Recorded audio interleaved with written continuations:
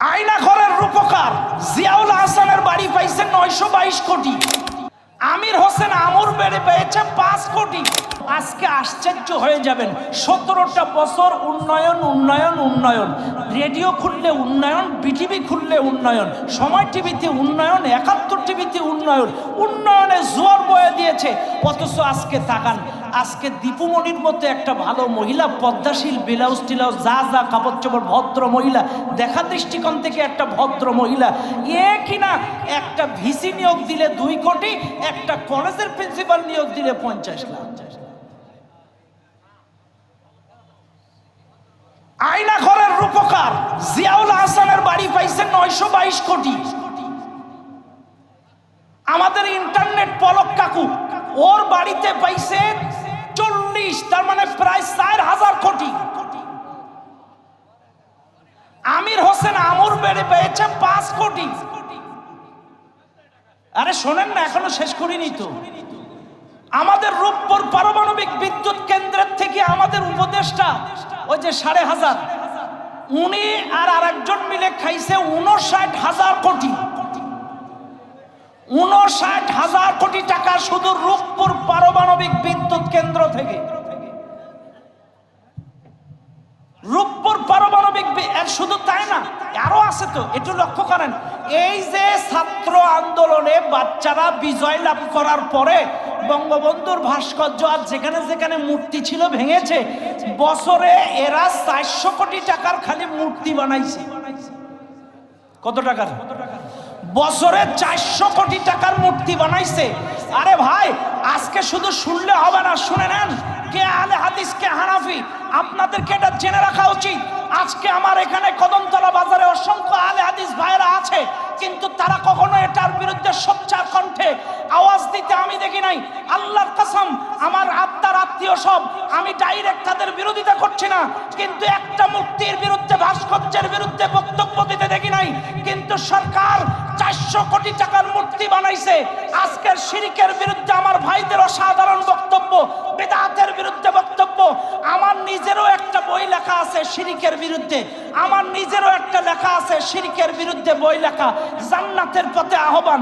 এই বইয়ের মধ্যে শিরক, বিদআত, কুফরির ব্যাপারে ব্যাপক লিখেছি আমি। এখানে আজকের 400 কোটি টাকা প্রতি বছরে মূর্তি বানাইছে, তার মানে কি সরাসরি মোড়ে মোড়ে মূর্তি বানায় আমাদেরকে শিরকের মধ্যে ঢুকাইছে। আজকে লক্ষ্য করেন, কোরআন বলতেছে ইন্না শিরকা লা যুলমুন আযীম, সবচাইতে বড় গুনার নাম শিরক, সবচাইতে বড় গুনার নাম শিরক। এরপর আল্লাহ বলছেন ইন্নাল্লাহা লা ইয়াগফিরু আন ইউশরাকা বিহি ওয়া ইয়াগফিরু মা দুনা যালিকা লিমান ইয়াশা। আমি আল্লাহ সব গুনাহ মাফ করব, কিন্তু আমার সাথে শিরকের গুনাহ আমি কাউকে মাফ করব না। আল্লাহ আরেক জায়গায় বলছে মা কানা লিন নাবিয়্যি ওয়াল্লাযীনা আমানু আন ইস্তাগফিরু লিল মুশরিকিন।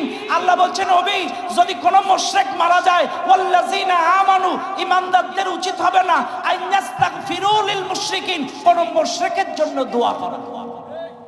আবার বলছি, কোন ঈমানদারের উচিত নাই মুশরিকের জন্য দোয়া করা। মা কানা লিন নাবিয়্যি ওয়াল্লাযীনা আমানু আন ইস্তাগফিরু লিল মুশরিকিন ওয়ালাউ কানু উলি কুরবা মিন বাদি মা তাবায়্যানা লাহুম। সে যদি তোমার পরিবারের সদস্য হয়, সে যদি তোমার বাপ হয়, সে যদি তোমার ভাই হয়, সে যদি তোমার পরিবারের লোক হয়, এরা যদি মুশরিক হয়, এরা যদি মূর্তি বানায়, মূর্তির পক্ষের লোক হয়, মূর্তির সপক্ষের সদক্ষের দালাল হয়, এরা যদি মারা যায়, এদের জন্য দোয়া করাও জায়েজ না। যারা মূর্তি বানিয়েছে, এই শিরকে লিপ্ত হয়েছে, এদের সাথে এরা মরে গেলে দোয়া করাও জায়েজ নাই, এরা যদি তওবা করে ফিরে না আসে। এই জন্য আবারও বলছি, আমার কথায় কেউ দুঃখ পায়েন না। আজকে 400 কোটি টাকা বছরে খরচ করেছে মূর্তির পেছনে। বাইরে আজকে কারে কি বলবেন? আজকে চিন্তা করেন, উন্নয়ন উন্নয়ন উন্নয়ন। এই 17 বছরের 99 বিলিয়ন ডলার, 99 বিলিয়ন ডলার ঋণ নিয়েছে, 99 বিলিয়ন ঋণ নিয়েছে 17 বছরে, আর পাচার করেছে 94 বিলিয়ন ডলার। কথা না, 94 বিলিয়ন ডলার পাচার করেছে, যা বাংলাদেশি টাকায় 11 লক্ষ কোটি টাকা। আরে আমাদের পৌরসভার কথা কর না, আমাদের সাতক্ষীরার পৌরসভা স্বাধীনতার পরে সৃষ্টি ভাই বসছে পৌরসভায়, যে 1 বছরে তো এই জালেমরা আমারে বসতে দেয় নাই। তো এই 1 বছরের ভাউচার গুলো একটু চেক করি। তো সৃষ্টি ভাই 1 বছরের ভাউচার দেখতে, যে একটা ভাউচারে দেখে 32 লাখ টাকা। আরে এই ভাউচারটা কিসের? টাকায় দেখে 2টো টেবিল, 4টে চেয়ার, একটা 32 ইঞ্চি টেলিভিশন। 32 লাখ টাকা। আমাদের পৌরসভার নিউজ, আমাদের পৌরসভার নিউজ। কোন জায়গায় আছেন আপনারা? আরে সাম্প্রতিক একটা ছোট্ট কথা বলি, এই যে আমাদের খুলনা রোডের থেকে শুরু করে চায়না বাংলার ওই মাথা পর্যন্ত একটা পিচ ঢালাই করে যায়, যে বলেন তো এই পিচটা দেওয়ার কারণটা কি? এই কথা না আপনারা কন, এ কি পিচ খারাপ হয়েছিল? এ তো শুধুমাত্র ওই সিলেকশন বালি ছড়াই দিয়ে আল কাদরা মেরে দিয়েছে। এ কথা রাগ করেন না আমার কথা, এগুলো জানার দরকার। এদেশের মানুষের রক্তের ঘাম, মাথার ঘাম পায়ে ফেলে ট্যাক্সের টাকা নিয়ে তোমরা লুণ্ঠন করে পাচার করে। কাজে আমি আজকে বলবো, আমাদের বেনজির কাকু 3500 বিঘা জমির মালিক। আমাদের হারুন কাকুর পিএস বডিগার্ড, যে সে 1000 কোটি টাকার মালিক। হারুন কাকুর বডিগার্ড 1000 কোটি টাকার মালিক।